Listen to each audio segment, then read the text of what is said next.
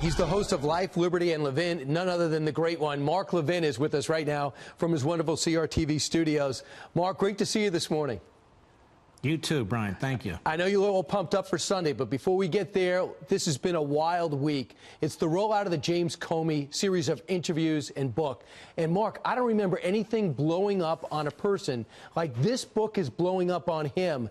And we have the news that's relatively new that we're just finding out about, and that's that Andy McCabe has got a criminal referral from the Inspector General for lying under oath 3 times on 4 separate occasions. So this is all happening. Meanwhile, he's denying a lot of things that Comey said about him. What's this book tour doing for Comey in this investigation? Well, Comey's like a bad rash, you know. He just won't go away. And he's appearing on all these programs, and I expect he'll be appearing on airport radar and sonograms very shortly. I think he's done enormous damage to himself. He's exposing himself to the American people as a very petty, superficial man. This is a former head of the FBI. He's the former Deputy Attorney General of the United States. He's a former United States Attorney. He's conducting himself like a complete bozo the clown. And he does enormous damage to the Federal Bureau of Investigation by conducting himself this way. People need to keep something in mind. He was head of the Bureau, and his deputy was Andrew McCabe, who now has a criminal referral from the Inspector General of the Department of Justice to the United States Attorney in Washington, D.C. His boss was Comey. Comey needs to answer for this. On top of that, you have Stroke. You've talked about him in the past. Page, his girlfriend, you've talked about her in the past. All these people in senior positions under Comey at the time. You have a dossier that was fraudulent, where you have actual collusion with the Hillary Clinton campaign and the DNC, and payments being made through law firms to Fusion GPS. That was used to get a FISA warrant against an American citizen with loose ties to the Trump campaign in order to get to the Trump campaign and the Trump transition through the back door. All this, again, occurred under James Comey's watch. And then he meets with the president-elect of the United States a week or so before he becomes president of the United States, clears the room out, doesn't show him the dossier, doesn't tell him who funded it, but tells him some of the most scurrilous lies that are in this dossier in order, I think, to tell the President of the United States, don't mess with me. Look what I have on you. Mark, I actually think he was in a position to blackmail the president, or he thought he was. It's not Mark Levin or Brian Kilmeade being critical of James Comey. Now it's Loretta Lynch. Now it's Andy McCabe, who said, by the way, you told me to talk to the Wall Street Journal. And he's on record saying, I never told anybody to leak. Somebody's lying, and I haven't said the name Donald Trump. Let me ask you a question, Brian Kilmeade, or the whole nation.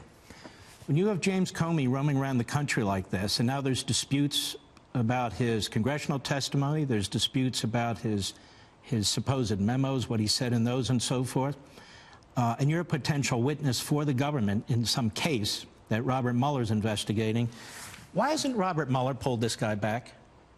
I mean, I keep hearing it's going to hurt Mueller's case, hurt Mueller's case. Okay, great. So why doesn't the special counsel, who's best friends with Jim Comey, who's appointed as a result of Jim Comey leaking illegally to the New York Times through his front man, the college law professor, why doesn't Mueller take control and say, Jim, you're screwing up my cases potentially, be quiet? And I'll tell you the reason why. Because this is all an attack on the President of the United States. This is not really about a legal case. And let me tell you why it's not really about a legal case. If we had a real special counsel who said, you know, my job is to investigate Russian interference in the election and possible collusion with the Trump campaign, it would have been over 6 months ago.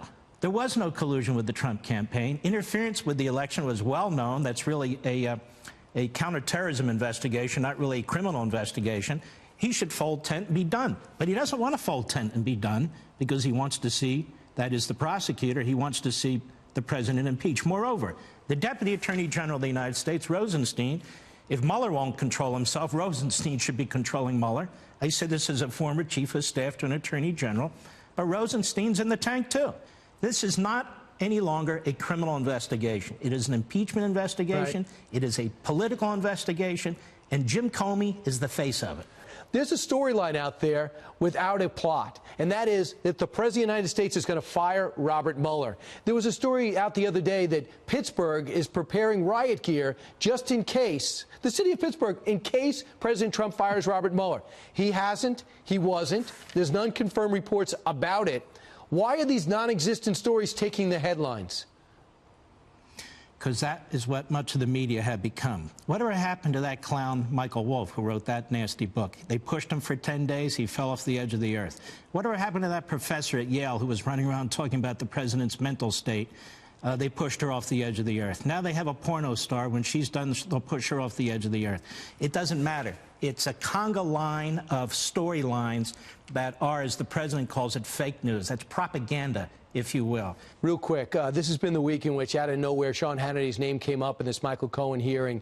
You've done some digging and found out that there were two networks that pushed to have his name exposed. And you believe there should be a Hannity test now to see if anyone is going to have a double standard to everything they do, from Chuck Todd to George Stephanopoulos to others.